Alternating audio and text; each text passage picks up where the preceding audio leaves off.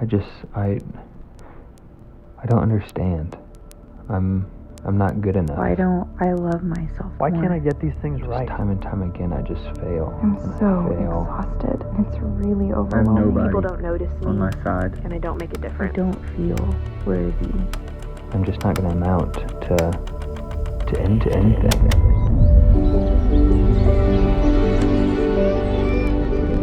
I actually have a lot to offer. People care about me, and they want me around. I am a good friend. I'm not alone. God chooses me I'm daily. compassionate and caring.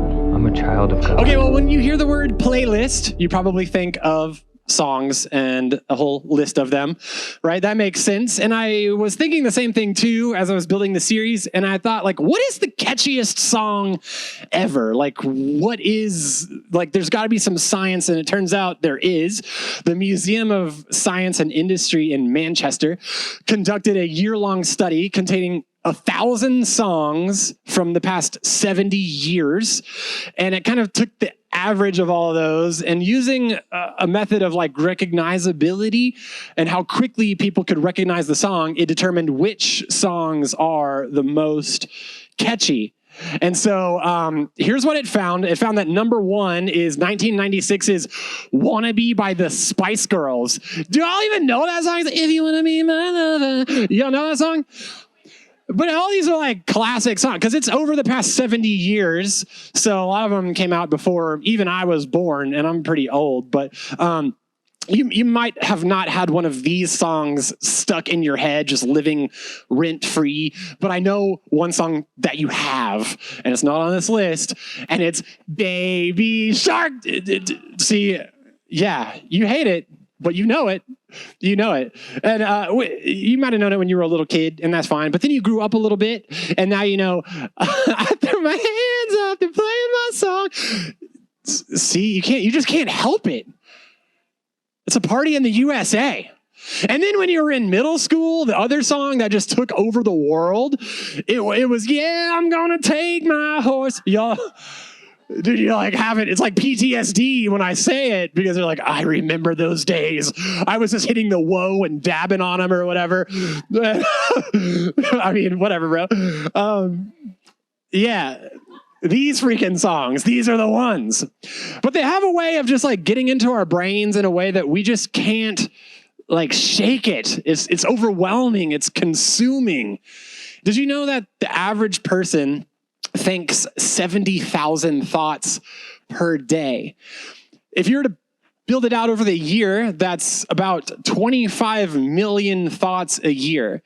And if all of those thoughts were miles, it would be enough to get us all the way to Venus, the planet Venus. That's a lot.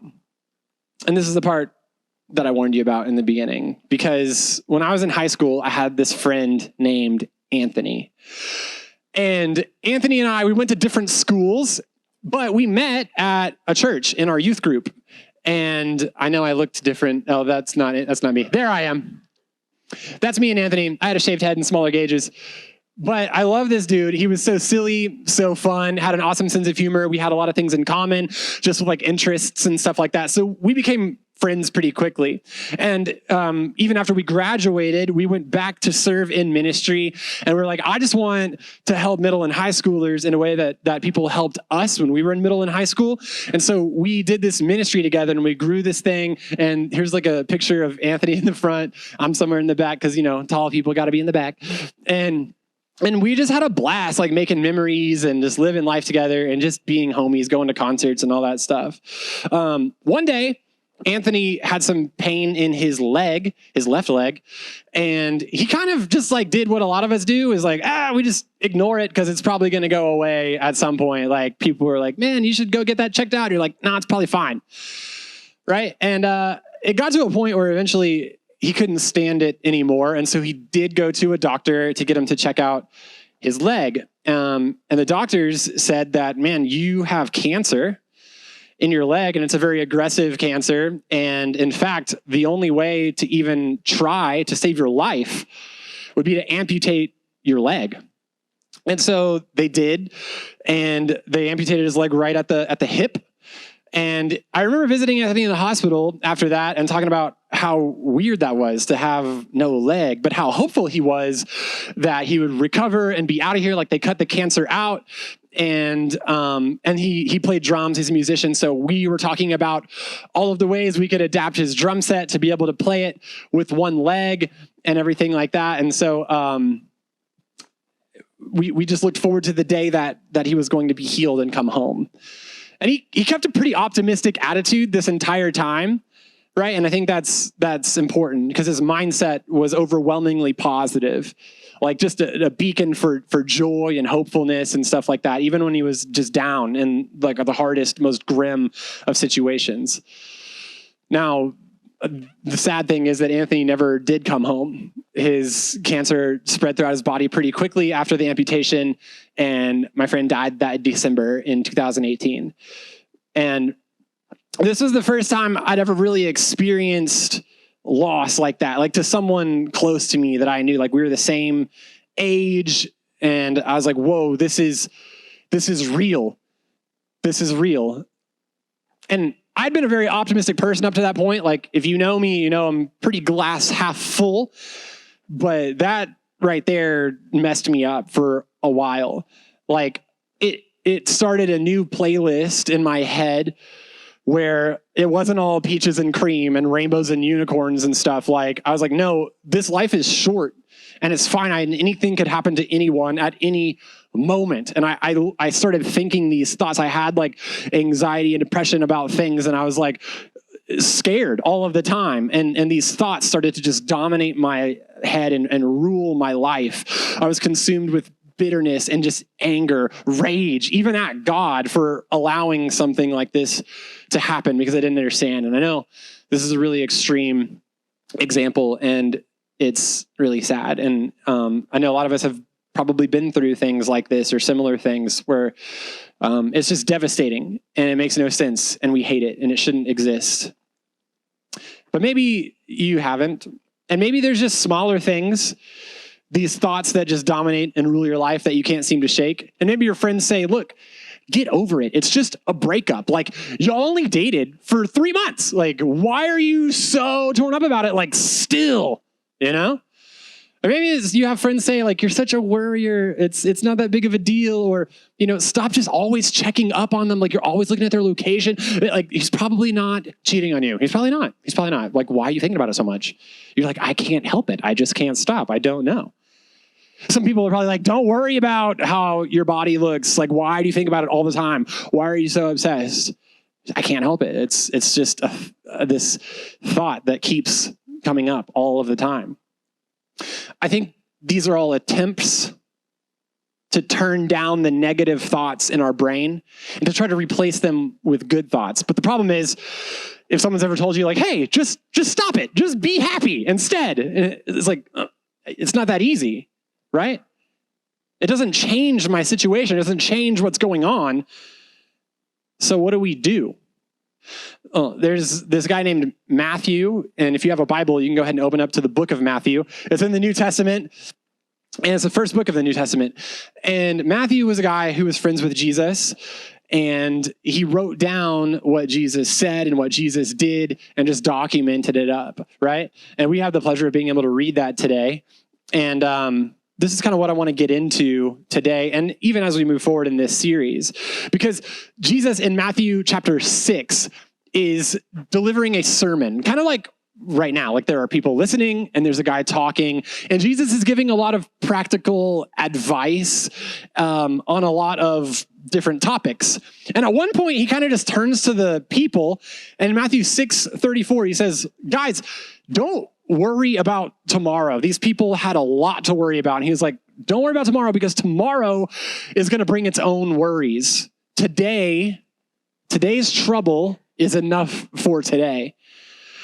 And like I said, the people at that time had a lot to worry about. The people at this time, you have a lot to worry about, right? Different times, different kinds of worries, different problems, But Jesus administers the same challenge to them that he is to us today. And he's saying, instead of worrying about what happened yesterday, or instead of worrying about what will happen tomorrow, focus on today. You can get through today. You can handle today. You're here today, now. Focus on this. And that's a start, at least. Because, he doesn't say, this is the magical solution that's going to change everything. This is the thing that's going to take all your pain and fear and anxiety away. No, but he's saying, like, just be in this moment and handle this. You're taking on stuff you can't control. Past and future, you can control the present.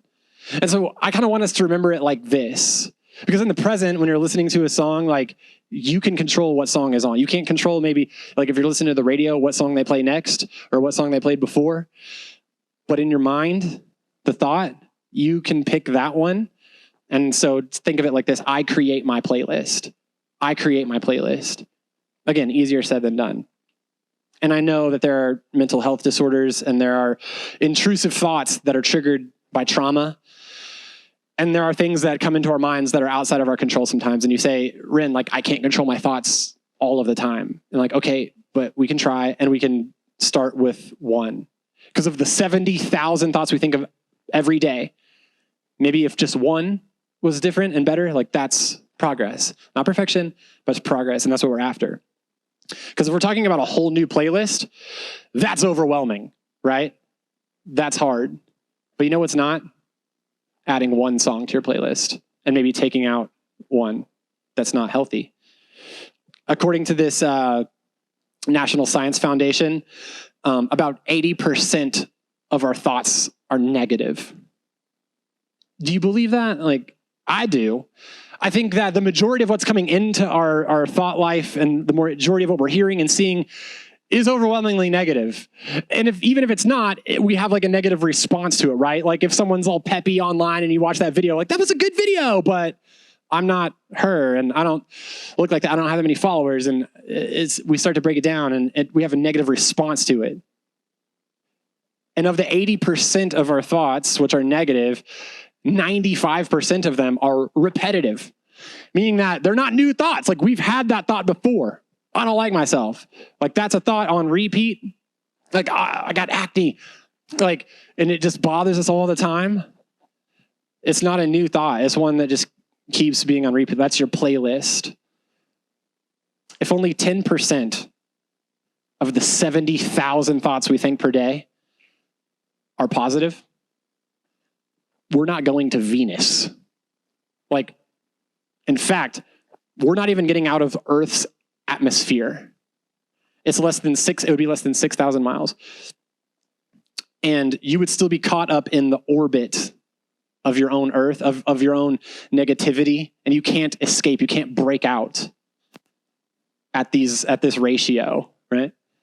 We've got to do it. So what does that look like? And for me, the series is just starting, and so we're going to give a lot more practical sort of examples, but as we finish up our time together, for me, it looks like this, okay? And this is in Matthew again, but it's a few chapters later, Matthew chapter 11. And Jesus says, come to me, everyone who is weary and burdened. I'm like, yeah, that's me. But he says, come to me and I will give you rest. And he's talking about soul rest, like rest, not just sleep. There's a deeper rest that can be experienced only through Jesus. He says, take my yoke upon you and learn from me. He's not talking about eggs. A yoke was a thing that they would use to link two animals so that they can double or triple the workload. Like if you're locked into this thing by yourself and you're trying to pull a plow that is life and it's difficult and you can't do it, Jesus is like, let me lock in with you and together we can. Because we're in this yoke, that's what it was called. He says, for I am gentle and humble in heart. You'll find rest for your souls, for my yoke is easy and my burden is light. Like if you're carrying a burden and the thoughts in your head are not easy and they're not light, they're heavy. Jesus is like, come to me, lock in with me. How many of us are doing that? Because like we try to just do it all on our own or go to other vices or other outlets to try to take the weight off of ourselves, but nothing else can. It just adds more weight and this makes it worse. This is the solution. And I've experienced this. Look, y'all know in the Bible app, I try to get into it every single day and not miss. And it mattered. Like, it has changed my life. My whole 2023 different because of that simple little thing. And that's just like, look, all of my thoughts are not good. All of my thoughts are not perfect. They're not all positive. But a little bit is, and it's better than it was the year prior. And it's because I came to Jesus. And I've been spending time with him in his word and in prayer, just a little, like 5 minutes. In the book of Psalms, which Psalms is like a collection of songs and poems and prayers written by people about God or to God. And we read this in Psalm 94. When doubts filled my mind, your comfort, talking to God, gave me renewed hope and cheer. That sounds good. So, as we finish up, ask yourself one question. What is one thing I tend to overthink?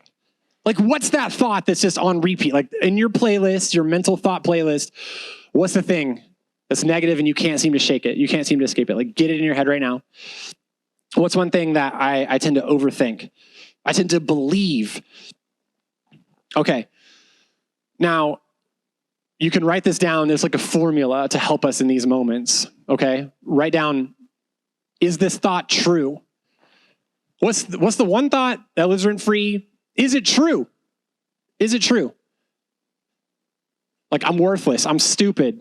No one likes me. Is that true? No, that's not true. We know those things are not true. Okay. Is this thought helpful? Question number 2.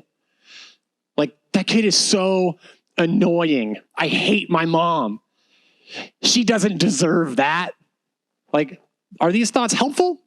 Are they judgmental and critical and probably poison? They're not helpful, right? Okay, so no. Is it true? No. Is it helpful? No. Is the thought kind? I don't know what the thought is, but it's like, this kid is such a jerk. Or popular kids are the worst. They're the worst. Or my science teacher is terrible. Like, are these kind thoughts about people? Or can we give people the benefit of the doubt and give people a little bit of grace? Because maybe they have difficulty and trouble in their life that you are not aware of. Maybe there's a reason why. And you don't know. You haven't taken the time. So is the thought true? Is the thought helpful? Is the thought kind? If the answer to any of these questions is no, then that is your sign to turn down the volume on those thoughts and start replacing them with new ones. And we do that by coming to Jesus. We do it by spending time in his word. Because you're not going to know, you're not going to have truth in you unless you put it there. So, like I said, this is week 1. I want you guys to start practicing listening to your new playlist. Introduce these questions into your thought life and just see if it improves things, see if it changes things. Join the YouVersion Bible plan with me. I'm looking forward to learning more in the weeks to come and to walking through it with you guys, because I'm doing it too, right here.